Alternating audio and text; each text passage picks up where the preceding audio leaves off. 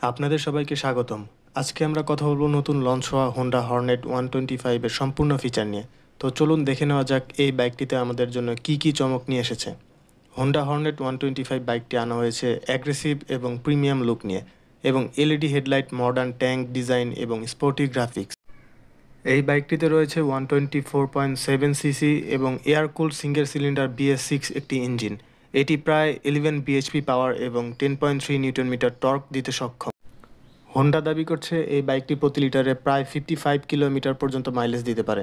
এটি একটি 125 CC bike হিসেবে কিন্তু বেশ ভালো এবং সন্তুষ্টজনক একটি মাইলেজ।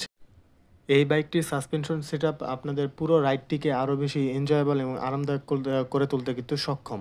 পুরো বাইকে এলইডি হেডলাইট এবং টেল লাইট এবং ইন্ডিকেটর ব্যবহার করা হয়েছে, যা এটিকে আধুনিক এবং প্রিমিয়াম লুকস কিন্তু দিতে সক্ষম।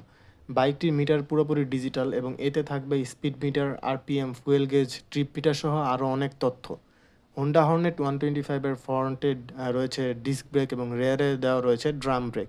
সাথে আছে CBS braking system. CBS means combination braking system, যা আরও উন্নত ব্রেকিং পারফরমেন্স করতে কিন্তু সক্ষম। এতে রয়েছে 17 ইঞ্চির একটি টিউবলেস টায়ার।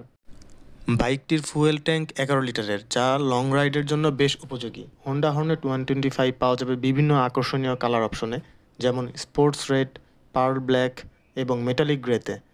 কিছু অতিরিক্ত ফিচার হিসাবে এই বাইকটিতে রয়েছে ইঞ্জিন কিল সুইচ, যা আগে হোন্ডা খুব কম বাইকে দিয়েছে এই সেগমেন্টের, এবং হ্যাটস অফ টু হোন্ডা যে 125 সেগমেন্টে কিল সুইচ তারা দিয়েছে এবার। তো side stand engine cut off switch এবং হ্যাজার্ড সুইচ, এবং তার সাথে রয়েছে স্প্লিট গ্র্যাব রেল।